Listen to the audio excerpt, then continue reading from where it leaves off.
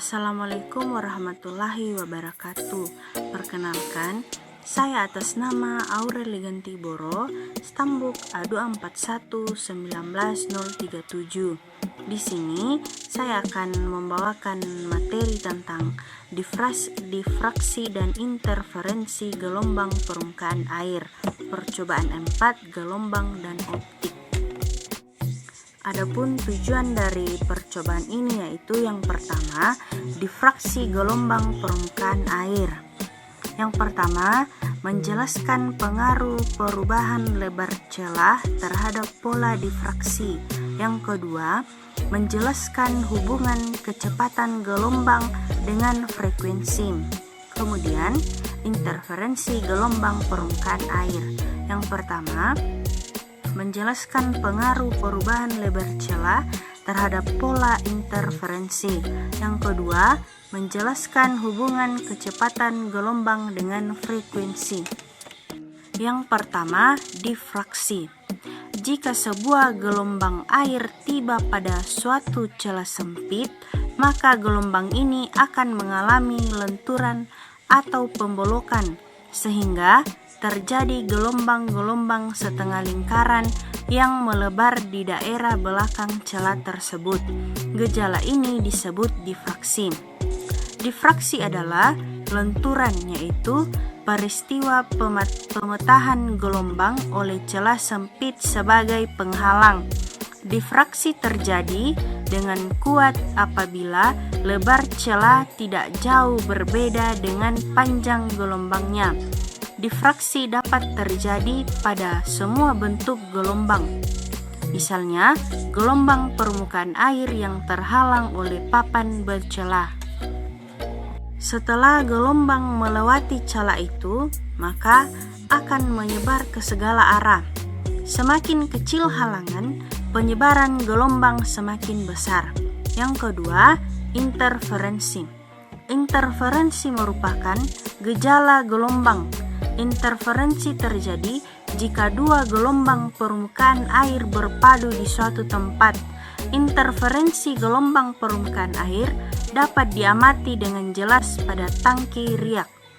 Syarat agar terjadi interferensi pada gelombang permukaan air adalah kedua sumber harus bergetar serentak, amplitudo dan frekuensi yang sama.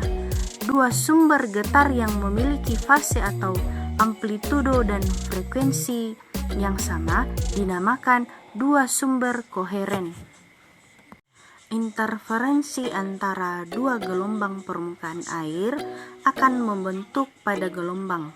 Dari interferensi ini terdapat alur-alur di permukaan air yang bergelombang, tetapi ada juga alur-alur yang tenang seolah gelombang tidak perlu melaluinya. Ketika depan gelombang melalui dua celah dengan gelombang depannya bertindak seperti dua buah sumber titik, pola gelombang melingkar yang menyebar dari celah membentuk interferensi secara konstruktif dan destruktif. Posisi intensitas maksimum diberikan sebagai berikut. D sin theta sama dengan M kali lambda. Yang ketiga, cepat rambat gelombang.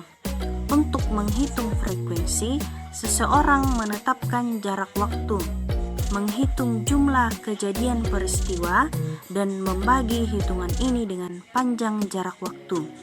Pada sistem satuan internasional, hasil perhitungan ini dinyatakan dalam satuan Hertz. Frekuensi sebesar 1 Hz menyatakan peristiwa yang menjadi 1 kali per detik. Gelombang merupakan getaran yang merambat. Merambat berarti bergerak dari suatu tempat ke tempat yang lain di dalam selang waktu tertentu. Jika diketahui panjang gelombang dan periodenya, dapat ditentukan kecepatan gelombang tersebut. Panjang gelombang dilambangkan lambda dengan satuan meter. Sedangkan kecepatan dilambangkan V, satuannya m per s. Hubungan antara panjang gelombang, frekuensi, Periode dan cepat rambat gelombang dapat dirumuskan sebagai berikut. V sama dengan lambda kali frekuensi atau V sama dengan lambda bagi periode. Demikian pemaparan materi tentang difraksi dan interferensi gelombang permukaan air. Lebih dan kurangnya mohon maaf. Sekian dan terima kasih.